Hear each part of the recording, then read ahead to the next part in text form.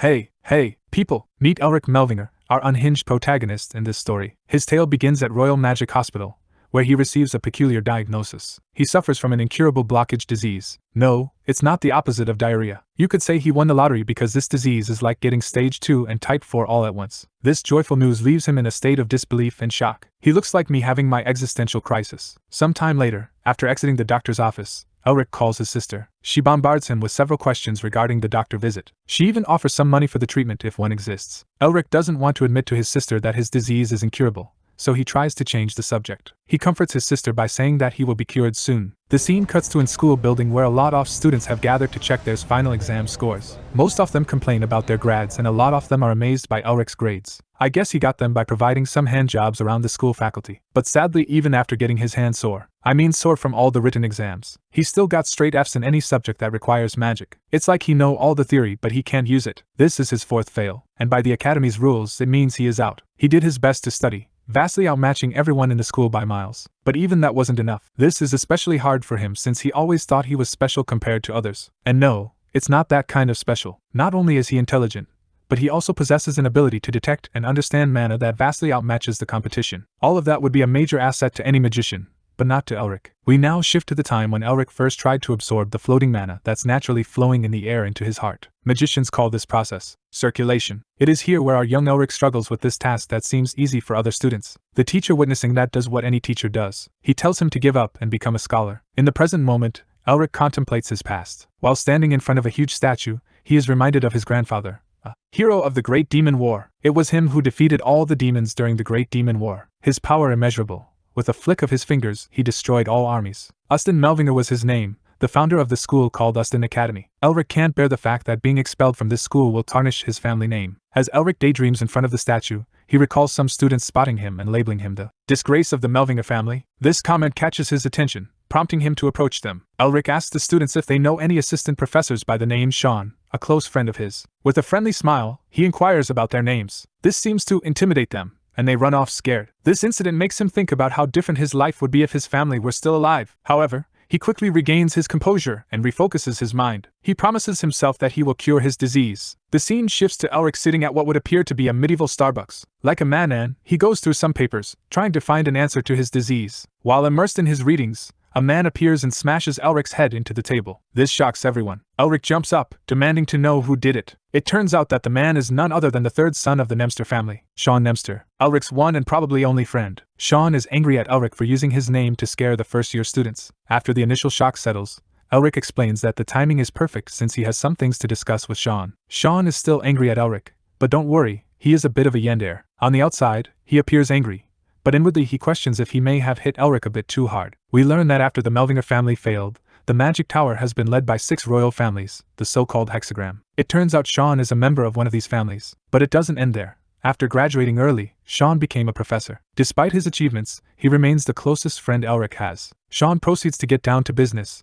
handing a dragon exploration plan to Elric. Elric is puzzled about the document, not understanding why Sean is giving him these papers. Sean explains that, even though dragons are ancient beings discovered only recently, some people have already found a whole nest of them. This shocks Elric, as he can't believe something like this exists. It is commonly told that dragons are considered the origin of all magic. Sean believes that if Elric finds an artifact in the dragon nest, the academy may not expel him. Elric seems not to pay much attention to Sean, fully absorbed in the research papers, much like me reading the daily hentai manga. He thinks that an answer to his block disease may be found somewhere in the dragon nest. While rummaging through the report, he has a sudden epiphany. It seems that the heavens have given him a chance. Just the thought makes him start laughing. Guess it, I think he lost it. This sudden outburst shocked Sean. After his mental breakdown, Elric points on the map, explaining that the nest won't be there. This shocks Sean, who, after hearing this, checks his surroundings to see if others may have heard it. He explains that making such statements will cause a big commotion among the professors who took part in this research. Despite knowing the consequences, Elric stays strong in his statement. Sean is somewhat curious about Elric's statement. He casts some magic spell so their conversation will stay private. It appears that they are transported into a different dimension where Elric explains himself. Elric pointed out that the crack formed from 2 strata colliding and the huge amount of mana flowing from the crack. Whatever does this mean? It seems that,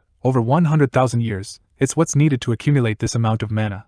So no wonder everyone thinks the dragon nest will be there. But that's not all. Elric, with a puzzled expression, asked Sean if he knows the 3 principles of the mana stream. Sean, visibly annoyed, retorted that, of course, he is a professor after all. The principles are, from high to low, from wide to narrow, and from hot to cold. Based on these principles, it is only natural to think a dragon nest is there. However, since magma flows through the cracks, mana can't gather there, so a dragon can't live there. This shocked Sean. Elric pointed out that the Akron volcano runs under the continent. Sean countered, stating that they have recorded the mana wavelength of a dragon near the area. Elric, puzzled, clarified that he never said there is no nest, but rather that the nest is in a different location. The Caragul cave is the place, and he asserts that it's definitely there. After their discussion, Sean stands at the principal's office, contemplating how to convey this information to the higher-ups. Reflecting on the first time he observed Elric passionately training his magic, Sean feels a surge of motivation to support him. He fully believes in Elric and sees it as his duty, as a friend, to do everything in his power to help him. I wish we all had a friend like Sean. With newfound resolve, Sean enters the principal's office. Just by looking at him, I can tell you already that he is going to be the most helpful and reasonable person out there. I mean, look at him.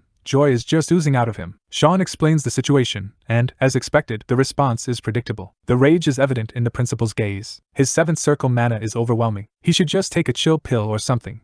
An uncontrolled mana ejaculation could become an issue. Out of nowhere, Elric slams the door open, surprising them both. He greets the principal. The dean asks if he is the source of the information Sean has shared with him. Elric confirms this. The man has balls of steel.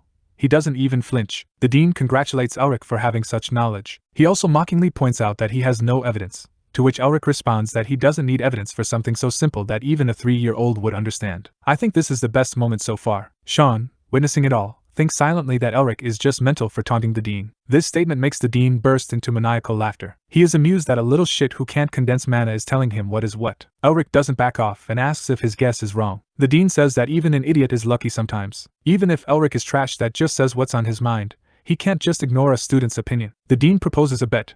He will finance the whole expedition, but if Elric fails, he will give him the one and only family heirloom he has left. In the next scene, Elric and Sean are inside a carriage. Sean is upset with Elric for remaining so calm about the entire situation. Elric, on the other hand, appears completely absorbed in reading his book. Elric then explains that it's fine because the school won't hold him back if he locates the dragon nest. Sean, still frustrated, questions Elric about the consequences if he fails to find it. Sean is agitated, expressing concern about the accuracy of Elric's predictions. If Elric is wrong, he will lose his only family heirloom, a pendant passed down through generations to the head of the Melvinger family. Elric responds with laughter and casually mentions that the dean has desired the pendant for a long time.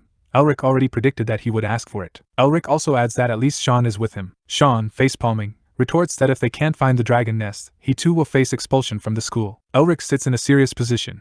He questions Sean if he truly thought that he would accept a bet without anything to back it up. With a serious tone, Elric explains that if the dean wanted to have the pendant, he should have bet his own life for it. Elric's expression serves as a reminder to Sean about one of the nicknames that Elric carries. One is the shame of the Melvinger family, and the other as the worst of the Melvinger family. Sean thinks to himself that Elric is at it again, recalling an event he'd rather not revisit. In a flashback, we see young Elric at age 15, crying himself to sleep. He is being bullied by others for his inability to use mana. The bullies question whether he truly belongs to the Melvinger family. But Elric will have none of this. As the bullies walk away, he stands up, picks up a crystal ball used for training, and with full force smashes it into the bully's head. Dropping him down on the floor like trash, he is knocked out cold. Following these events, we see the school disciplinary committee questioning Elric about the incident. With a serious tone, he explains that the scum from the Viscount family had dared to insult the head of a Duke family, so he had punished him according to the Empire law. He then asks if they have any problem with that. This is some true Alpha Sigma moment. His statements stir quite a commotion among the committee. Sean is also among the onlookers. Finally, the committee decides to suspend Elric, as stated per Academy rules. Every student is equal. After this moment, no one dared to mess with him. We are back in the present moment where Sean is in a state of disbelief and shock. He called Elric crazy. Sean then asks Elric what he is reading. It turns out that it's a forbidden book. Elric admits it, and says that if he is found with this book, he is going to be burned at the stake for sure. Sean says that he is definitely crazy. He then asks Elric what he is going to do by learning the Beast King's body strengthening arts. Elric explains that he is just wondering if he can use that to treat his blockage disease. We now get some history lessons explaining that some time ago, the Beast King invaded the Empire with his army of beast men. The people had extreme difficulty because of his body-strengthening arts that enabled him to enhance his physical abilities. In the end, the body-strengthening arts were lost when the Empire drove out the beast kind and beast men and built the wall. Sean points out that the scholars have already failed to recover the technique, to which Elric responds that he has already recovered it, but he has no idea how to apply it to his body. Sean is shocked that Elric has found the book, and both he and I get tired of getting shocked all the time while Elric is reading. Suddenly, the cart stops, and both of them get out to see what's going on. It appears that some people have approached them, and Elric didn't expect them all to be there. He questions why the people have gathered there, and it turns out that those people are the senior researchers of Eric's research institute. The headmaster asks them to help Elric. Unfazed, Elric says that it's nice that the headmaster looks out for him, but he truly knows that they have an ulterior motive underneath. Almost all of them are hiding their mana and their true intention. Elric silently tells Sean not to worry because he is well prepared for such an event, silently gesturing to an item under his clothes. Sean questions how Elric could acquire something like that. What precisely remains unclear. We jump to the dean's office, where we learn that Gehenna's breath and the Azure Skylord's armor have been taken. The man in charge of the treasures explains that the dean asked them to do everything to help Elric, but it appears this wasn't what he meant. Here, we learn that the breath of Gehenna is a sealed orb containing a fire that will burn until the target is reduced to ashes, and the Azure Skylord's armor is an armor with extreme resistance against not only physical attacks but elemental magics as well. The dean, with anger in his voice, asks if it truly makes sense to lend the student a 4-star magic equipment capable of reducing a whole town to ashes. The dean rubs his head so hard that he is going to get even bolder than he already is,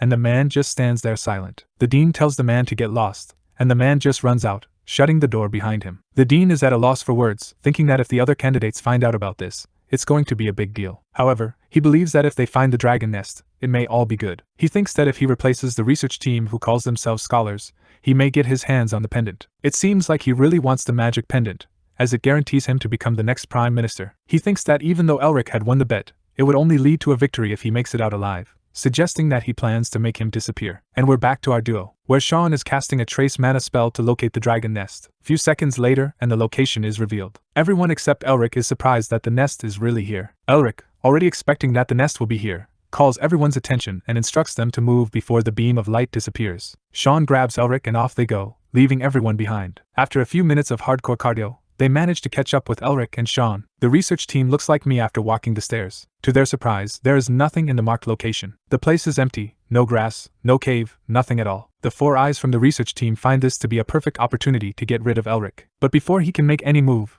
Elric shouts at Sean to blast a hole in the ground. Sean, with a smile on his face, finds no problem with this task. He gathers his mana and chants the spell. Flare. The attack obliterates the ground, causing a huge rumble sound. After the dust settles, the DIY entrance is revealed. A hole so huge that an entire dragon's dick can fit in there. Suddenly a massive amount of mana ejaculates from the hole. The thick mana splashes at everyone, fully covering their bodies. Elric, like a true Giga Chad, gestures to everyone to stay calm. He explains that this is just a pent-up mana that jizzes out of the hole. He then commands everyone to enter the hole. Wow, all of them in one hole. The cave is dark, wet and cold. It's a place where I can't even warm myself with magic. This place has its own charm. Setting that aside, Elric can't shake the feeling that someone or something is watching him. You know, the same feeling you get when you walk upstairs after turning the lights downstairs. After who knows how long, they manage to reach what would appear to be their goal, a huge door with a symbol of a dragon. The group of individuals had the brilliant idea to force their way inside, but Elric manages to stop them. He points out the dragon symbol on the door, explaining that rushing inside without any knowledge will lead to a catastrophic outcome. The 4 eyes are pissed off, thinking Elric always tries to show off. Spotting what would appear to be a button, he decides to take matters into his own hands, and, as a true moron, he decides to press the button. I guess what they say about people with glasses is true, they are smart. It appears that this triggers some trap mechanism,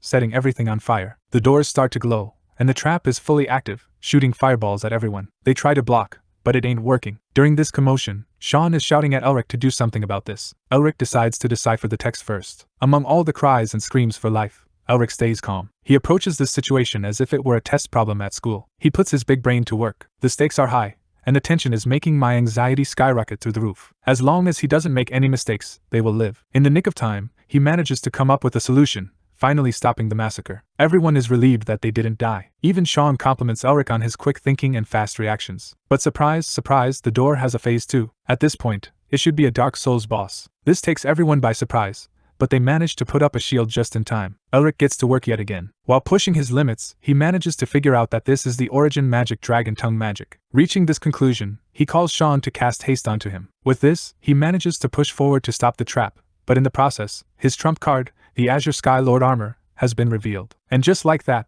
before any important character died, Elric manages to stop the icy attack. And finally, as things calm down, the door opens, revealing Vault 76 full of treasure. All the valuable things are here: gold, books, and the most valuable of all, an old wooden ship. Okay, there is more in here: magic tools, dragon scale armor, ancient books. Suddenly, everyone is buddy-buddy with Elric, and they compliment him for his quick thinking and skills. Elric explains that to him. It was just like a test. This statement seems to give him some insight. He finds it strange, but this does feel like a test made by someone. Sean snaps Elric out of it, saying he should be happy. From this point on, no one is going to mess with his family. There are still things that bother him, but he decides to enjoy his glory moment for now. But he isn't going to rest for long because the Four Eyes are already scheming something in the background. One of the men unexpectedly grabs Elric, wanting to show him a laboratory. At the same moment, the Four Eyes share with Sean the new information. They have discovered a dragon corpse just behind the mountain of treasure. This totally doesn't seem like a trap. While they marvel at the huge dragon corpses, Elric gets beaten up by the rest. They explain that it's nothing personal. They like him, but the job comes first. Elric wonders where the others are and why they don't help him, but it appears that they are fully in exploration mode. He tries to call for help but is stopped. The ringleader is about to pull the final strike, but before the attack lands, he gets karma and gets obliterated on the spot. The blue fire that had evaporated the man before came from a dragon, the same dragon that is now chasing Sean. Elric can't believe what's going on. Thank you for watching. I hope you enjoyed it. As always, don't forget to give a like and subscribe for more future videos. Stay healthy and until the next one, bye.